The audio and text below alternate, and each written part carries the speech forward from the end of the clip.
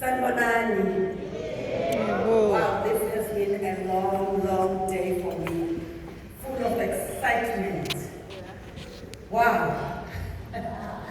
Some of you were here this morning, and some of you are here this evening. I'm going to ask for permission to say all protocol observed. Am I allowed? Good evening, ladies and gentlemen. What an absolute privilege and pleasure it is to address you tonight. At the outset, I must say a huge, huge thank you to DUT for affording me this great honor. It is an acknowledgement that I am truly humbled by, and one that I will cherish and treasure dearly. My heart is full tonight, thanks to you. But while I bask in this honor, I must stress that I am, at the same time, very aware of the weight and responsibility that comes with it.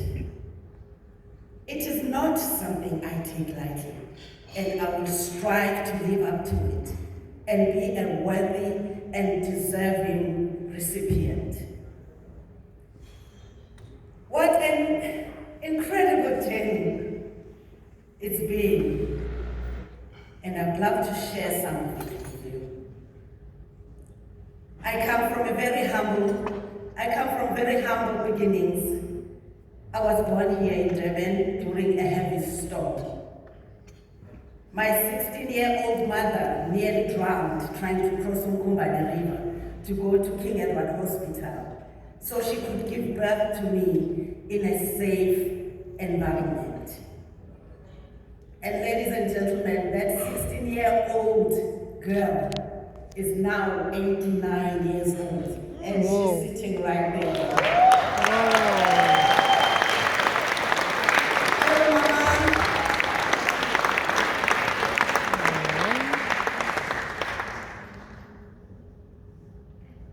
Soon after birth, my parents took me to live with my grandparents in a little village of Ulundi called Saposa.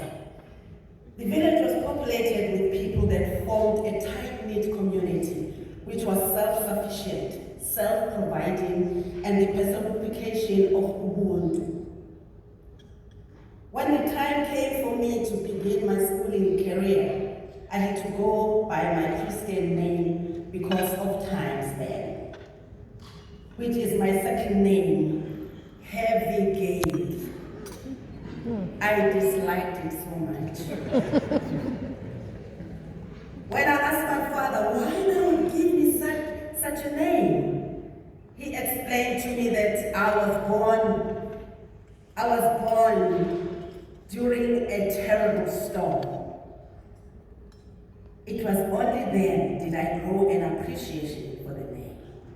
And looking back, I see now how meaningful that name is. My journey in this life, I've encountered many storms, but like the newborn who prevailed the storm, so have I all my years.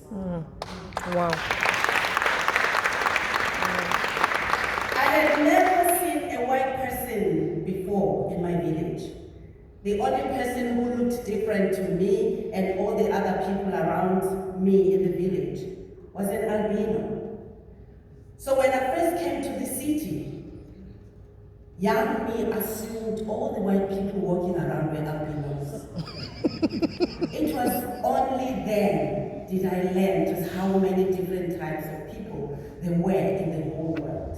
How different our teachings, beliefs, lifestyles were. But at the same time, just how much we all were the same. I have been privileged to travel all over the world, work with so many different kinds of people. And the beautiful thing about our diversity is that the opportunities to learn and grow are unbounded and invaluable. After finishing school, I could not finish my nursing training due to an unplanned pregnancy. As a young mother, there were not many opportunities back in those days for a young black woman. Therefore, with a very limited education, my only options was to work as a domestic worker. And it was there that the stepping stones to the life and career I would have began to form. I used to sing while I worked at this, and this always impressed my employers very much. I was the entertainment at their parties and family gatherings. One day my madam came across a call out for auditions for a theatre show at the YMCA.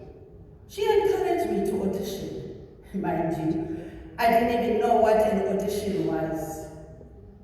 But nevertheless, I was a good singer, so I gave it a shot anyway. To my surprise, I landed a role on the show, which later would kickstart my career. I never thought that performance art in general would be a means of living, a career, something people dedicate their lives to. And never did I think that it would be the life for me. But it was during these years that for a first time, a little village girl discovered her dream. It wasn't an easy dream to chase, but like the little girl born during a terrible storm, wheeling her way into the world, while her 16-year-old mother, with her newborn still attached to her, faced a raging river, escaping being swept away by the violent current. So did I win my way, uncompromisingly towards achieving my dreams.